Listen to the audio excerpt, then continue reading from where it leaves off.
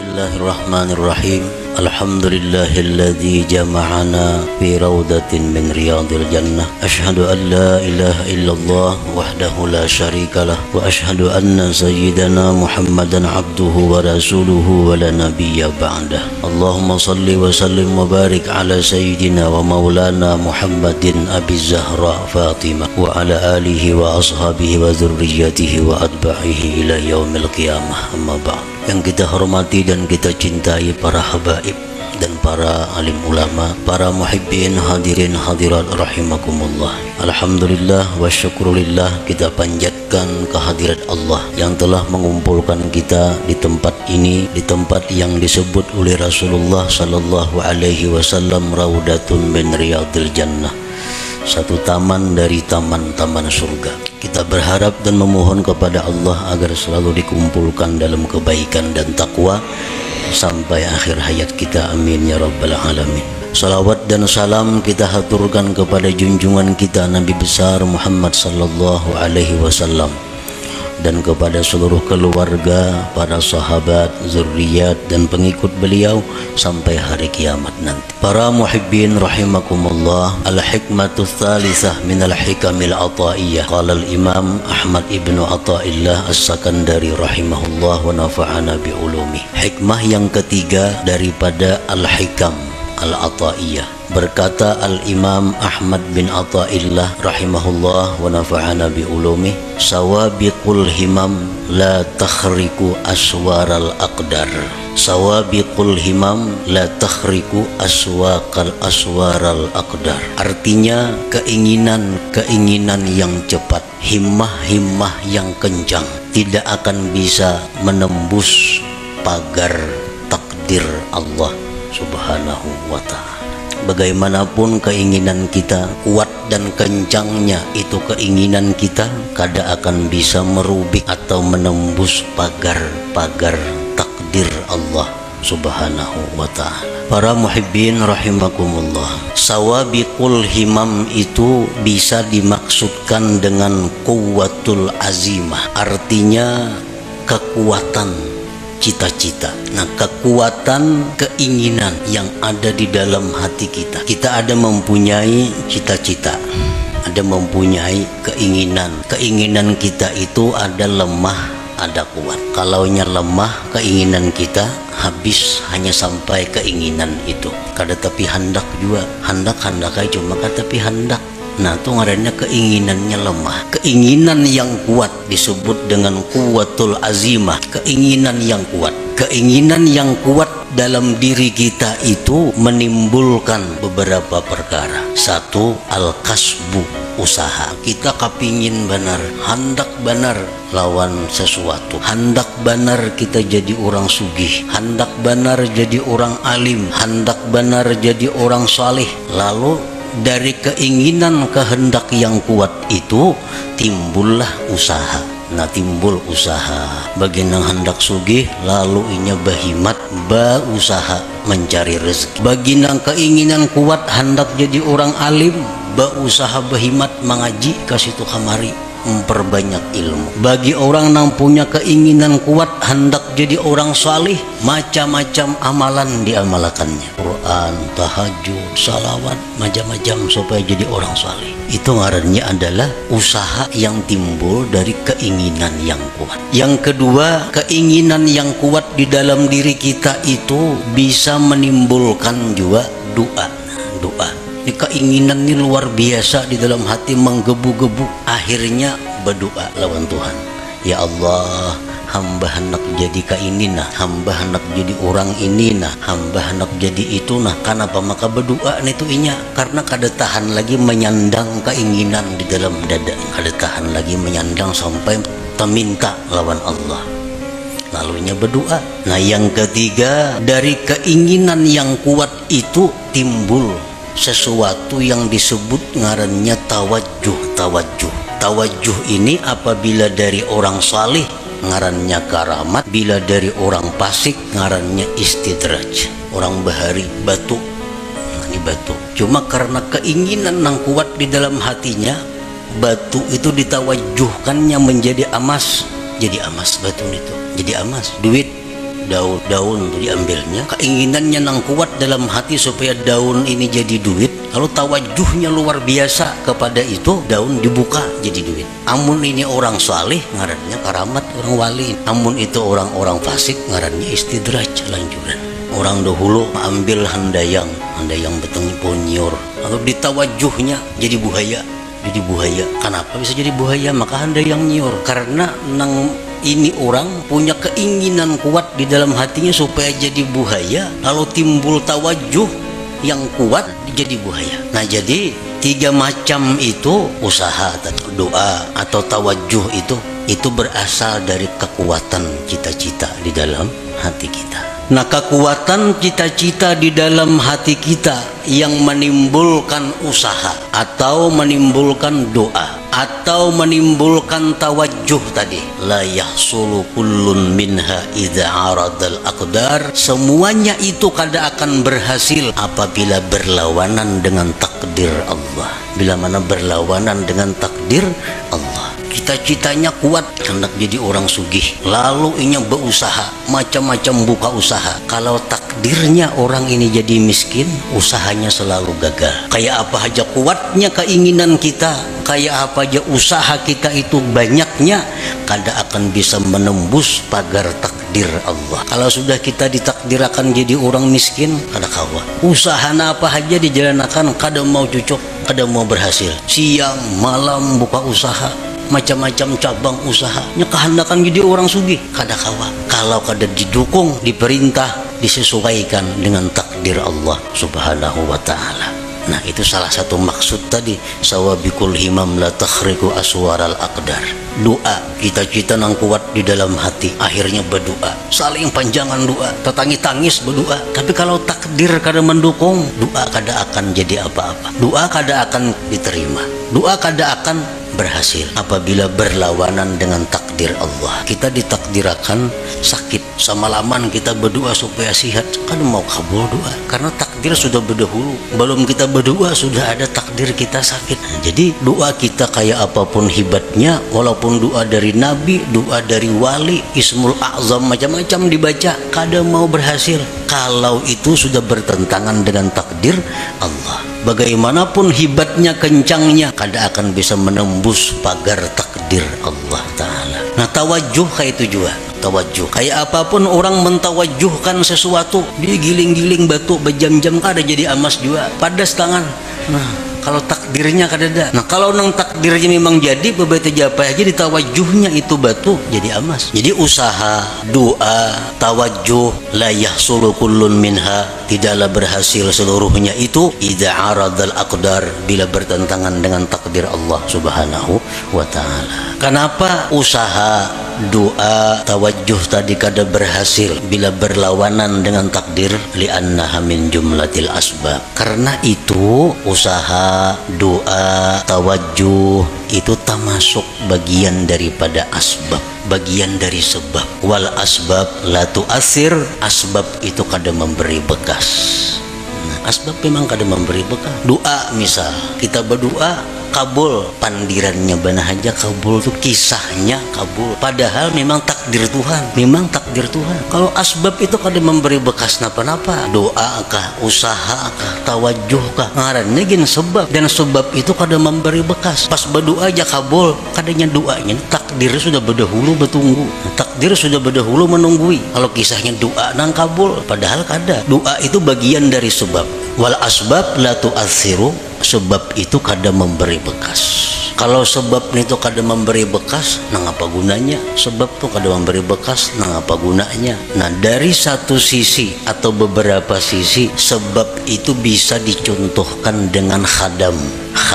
As-sabab khadamul aqdar. Sebab itu adalah merupakan pembantu takdir. Sebab itu pembantunya takdir. Nangaran pembantu apa kekuatannya ada? Pembantu musibati lambung, mun patuarannya kada mengijinakan kada kawa. Pembantu kada ada daya, berangkat, boleh, angkat ini, angkat, turunakan ini, turun, pembantu. Nah, as-sabab itu khadamul aqdar, khadamnya takdir. Dan nangaran khadam ini diupah, bila baik diganjar pahala, bila jahat diganjar dosa. Nah, jadi itulah adanya sebab ini hanya untuk menimbulkan ganjaran. Kalau mempengaruhi sebab kada ada sama sekali, kada mempengaruhi apa-apa, cuma hanya maulah upah, maulah ganjaran. Nah, para muhibbin rahimakumullah, faman i'taqada annal asbab tu'athir fahuwa kafir. Siapa yang mengiktikadkan dalam hatinya bahwa asbab itu memberi bekas, maka dia kafir. Mengiktikadkan di dalam hati artinya meyakini bahwa sebab itu memberi bekas, maka dia kafir. Mbakku doakannya lo gila aja, kehati-hatinya kah itu, makanya doa aku lo gila, kayak doa itu menggila akan inya, sampai ke dalam hatinya meyakini bahwa gara-gara doa inya jadi gila. Nah, ini kafir karena menganggap doa itu memberi bekas, padahal doa bagian daripada sebab. Wa man i'taqada annal asbab tu'assiru biquwwatin ja'alaha Allah biha fahuwa fasik. Barang siapa yang mengiktikadkan di dalam hati bahwa sebab itu memberi bekas dengan kekuatan yang dijadikan Allah padanya, maka dia orang fasik. Ujarnya, sebab itu kada memberi bekas, cuma di dalam sebab itu ada kekuatan yang diandak Allah, akhirnya memberi bekas. Nah, ini fasik. Contohnya lagi pisau itu kada melukai jarinya, tetapi karena di pisau itu ada kekuatan yang diletakkan Allah di situ, lalu pisau itu jadi melukai. Nah, ini orang fasik ngarannya kalau i'tikad seperti itu. Wa man i'taqada annal asbab la tu'assiru wal mu'assiru huwallahu wahdah lakin mata wujidatil musabbabat fahuwa jahil. Dan siapa yang mengiktikadkan bahwa sebab itu tidak memberi bekas, yang memberi bekas itu hanyalah Allah semata, tetapi apabila ada sebab maka ada musabbab, maka itu orang namanya jahil. Orang ngarannya jahil. Ujarnya, sebab itu kada memberi bekas, nang memberi bekas itu Allah wahdah, Allah semata, tetapi jarnya bila ada sebab ada musabbab. Nah, ini orang jahil. Api itu kadang membakar, nang membakar itu jadinya adalah Allah. Kalau api itu kadang memberi bekas, nang memberi bekas itu Allah, tetapi jadi bila tagatuk api pasti luyuh. Nah, itu orang jahil ngarannya. Ini orang jahil. Banyaknya orang yang dibakar api kada luyuh. Nabi Ibrahim contohnya, karena api dalam api kada sing luyuhan, kedinginan lagi sih. Nah, ini menunjukkan bahwa ada sebab belum tentu ada musabbab. Wa man i'taqada annal asbab la tu'athir wal mu'athir wallahu wahdah wujudus sabab la yulazimu wujudal musabbab fahuwa muwahhid. Siapa yang mengiktikadkan di dalam hatinya bahwa sebab itu tidak memberi bekas, yang memberi bekas itu hanyalah Allah semata, adanya sebab belum tentu adanya musabbab, maka itulah orang yang bertauhid sebenarnya. Itulah orang yang bertauhid sebenarnya. Nang memberi bekas itu adalah Allah, sebab kada memberi bekas. Oleh karena itu ada sebab belum tentu ada musabbab. Tagatuk api belum tentu luyuh, tagatuk pisau belum tentu luka, karena itu kada memberi bekas. Nang memberi bekas adalah Allah Subhanahu wa ta'ala. Nah, para muhibbin rahimakumullah, jadi termasuk di antara sebab tadi adalah al-kasbu, usaha itu sebab. Yang kedua doa itu sebab. Yang ketiga tawajjuh itu pun ngarannya sebab. Oleh karena itu banyak usaha kita nang kada berhasil, banyak doa kita nang kada terwujud, banyak tawajjuh orang-orang nang gagal.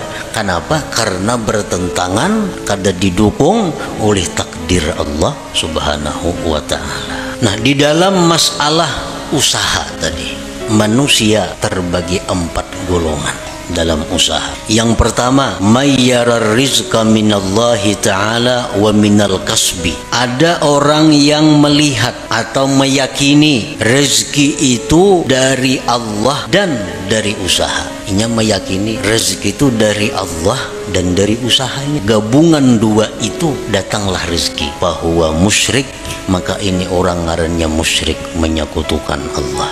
Bujurai rezeki daripada Allah, engkau ada berusaha, mana datang duit? Nah, itu orang musyrik itu kada boleh dietikatkan dalam hati. Wae rezeki daripada Tuhan. Mun kada buka toko, mana datang duit? Dia orang tua rajin itu. Model menasihati anak kada tahu salah seorangnya, nasihat nang salah. Anak dilajari syirik. Mayyara rizqa minallah ta'ala wa minal kasbi fahuwa musyrik.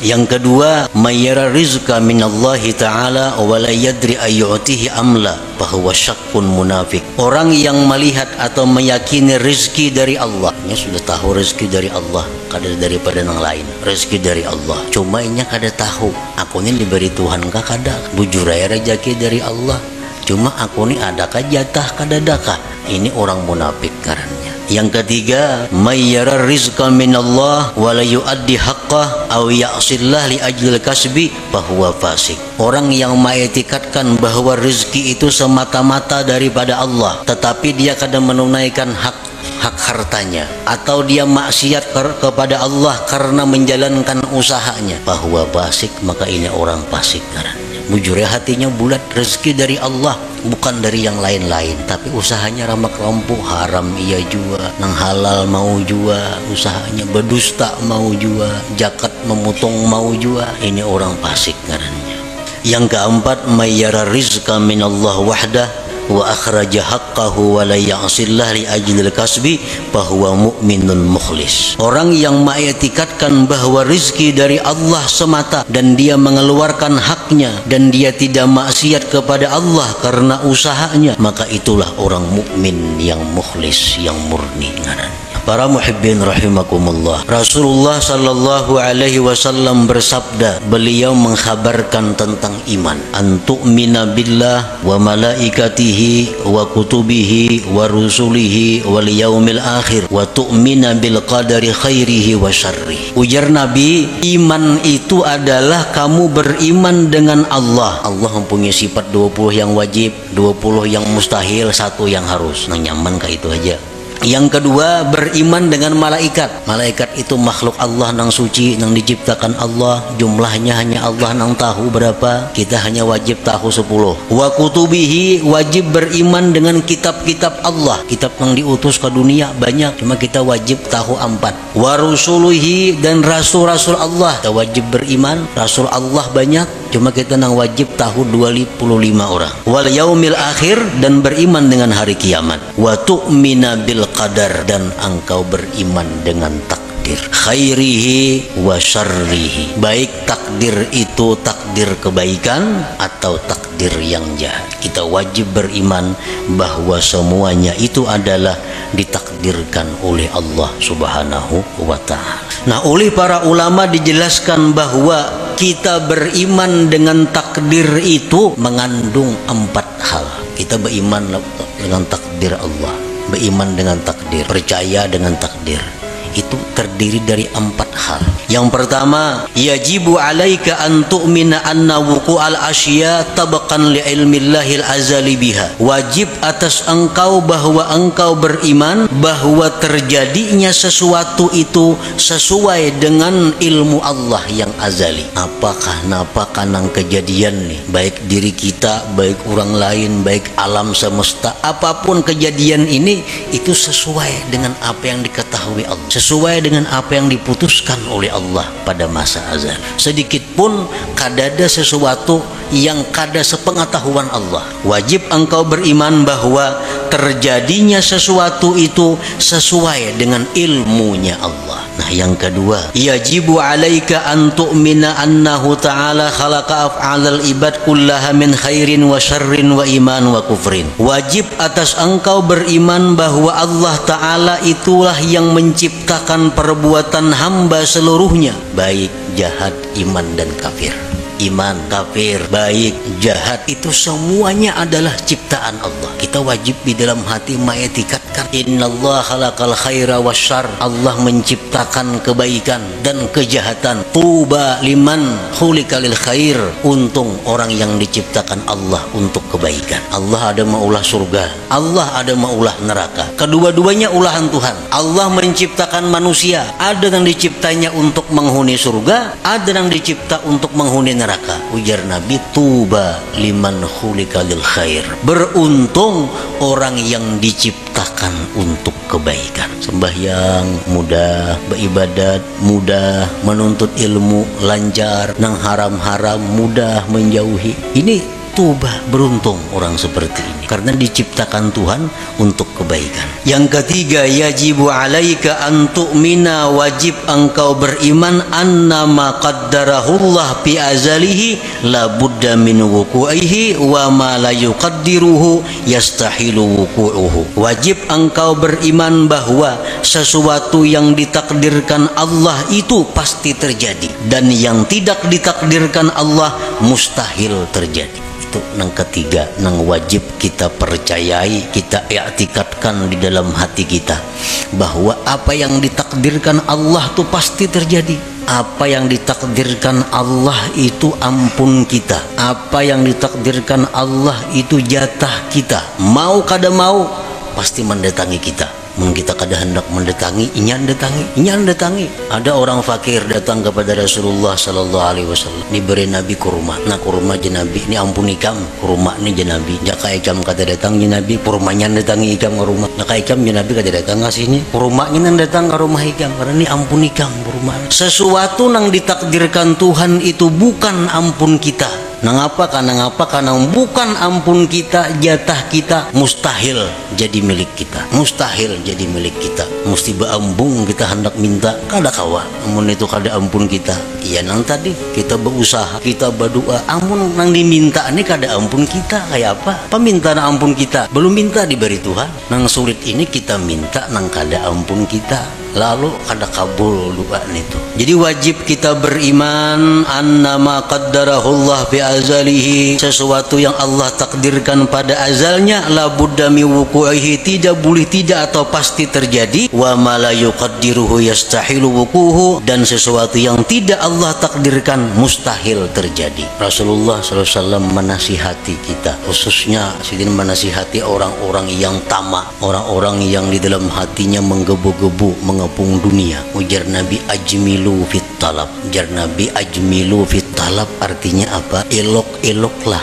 mencari rezeki itu. Baik-baik mencari rezeki. Kenapa sebabnya? Karena ampun ikam tuh pasti taka ikam juga. Amun tuh memang ampun ikam, taka ikam juga datangnya. Amunnya kada betahak dapat karena tuh kada ampun ikam. Jadi bercari bujur-bujur nang halal, aturan Allah ka ini, aturan agama ka, turuti itu karena kalau itu memang ampun ikam pasti sampai kepada engkau. Doa Sayyidina Ali karramallahu wajhah, Allahumma srif qalbi amma sarabtahu anni. Ini doa yang sangat pendek tetapi mantap. Allahumma srif qalbi amma sarabtahu anni, artinya apa? Ya Allah, palingkan hatiku, jangan menoleh. Artinya ya Allah, palingkan hatiku, jangan menoleh, jangan menghendaki, jangan mengingini. Ma sarabtahu anni, sesuatu nang memang bukan jatahku. Jadi amun itu tuh kada ada jatah seorang, jangan ada hendak hati ini. Nangali ini hendak pas kada ada jatahnya kalau sakit hati. Hendak lawan itu bukan jatah kita. Nah, jadi Allahumma srif qalbi amma sarabtahu anni. Ya Allah, palingkanlah hatiku dari sesuatu yang telah kamu palingkan dia daripadaku. Nah, yang keempat, kewajiban kita terhadap iman tadi, yajibu alaika ridha bima qaddarahullah wa muqabalatuhu bima huwa matlub. Wajib atas engkau ridha dengan yang ditakdirkan Allah dan membetulinya, menyikapinya dengan sesuatu yang dituntut. Karena kita setiap hari ini selalu dihujani oleh takdir, kada henti-hentinya, sedetik pun kada lepas daripada takdir. Dan takdir yang kita terima dari Allah ini kada lepas daripada empat macam. Yang pertama nikmat, adalah kita nang lepas daripada nikmat hari-hari. Orang dalam penjara itu dia ada nikmatnya, nikmat. Yang kedua bala, setiap hari kita pasti menerima bala. Yang ketiga taat kepada Allah. Yang keempat maksiat. Nah, ini takdir Allah yang selalu datang kepada kita. Kita ditakdirkan dapat nikmat, ditakdirkan dapat bala, ditakdirkan kawa melakukan taat, ditakdirkan melakukan maksiat. Nah, kita wajib ridha dan menyikapinya dengan sesuatu yang dituntut. Kita hari ini dapat nikmat dari Allah karena takdirnya demikian, kita wajib ridha. Membetulinya adalah syukur. Jadi setiap hari kita kadakawa kada bersyukur. Setiap hari kadakawa kada bersyukur. Karena itu yang dituntut Allah kepada kita, membetuli nikmat yang diterima. Takdir nikmat ini selalu ada kepada kita. Nah, jadi syukur. Yang kedua bala. Bala itu selalu ada. Wajib kita ridha dengan bala dan menyikapinya bisabri alaih, dengan sabar atasnya. Nah, jadi sabar ini wajib juga setiap hari kita lakukan. Yang ketiga taat. Kita melakukan taat, kita ridha, ditakdirkan Allah melakukan taat, dan kita wajib zikrul minnah. Kita wajib mengingat jasa Allah, nikmat Allah, pemberian Allah, pertolongan Allah kepada kita. Jadi kita berbuat taat itu yang kita ingat apa? Taufik Allah. Karena taufik Allah kita mampu berbuat taat. Nah, kita berbuat taat ada zikrul minnah, mengingat itu. Ingat bahwa kita ini mampu berbuat taat ini karena ditolong Allah, dibantu Allah, diberi taufik oleh Allah. Yang keempat, maksiat. Kita ditakdirkan hari ini maksiat, kita ridha dengan takdir itu, ridha dengan takdir maksiat. Nah, menyikapinya dengan kembali dan tobat kepada Allah, pauran bersegera. Nah, jadi 4 hal itu termasuk dalam kandungan antu'mina, bahwa kamu beriman bil qadar, dengan takdir khairihi wa syarrihi. Nah, para muhibbin rahimakumullah, kalau kita beriman dengan takdir, iman kita dengan takdir ini asalkan bujur-bujur akan membuahkan banyak manfaat, membuahkan banyak buahnya. Oleh para ulama disebutkan samaratul iman bil qadar, buah iman dengan takdir itu pertama al-itminan, tenang, hidup tenang. Artinya kada gelisah, apalagi stres. Orang stres, orang kebanyakan pikiran tuh orang kada beriman dengan takdir.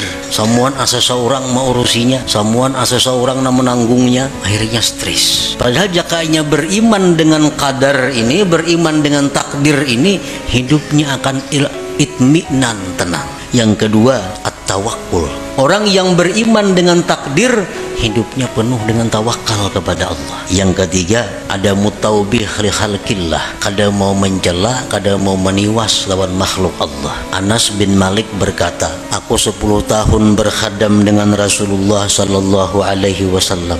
10 tahun berhadam, kada pernah Nabi itu meniwas aku. Kenapa kamu kayak ini? Maka aku suruh jangan.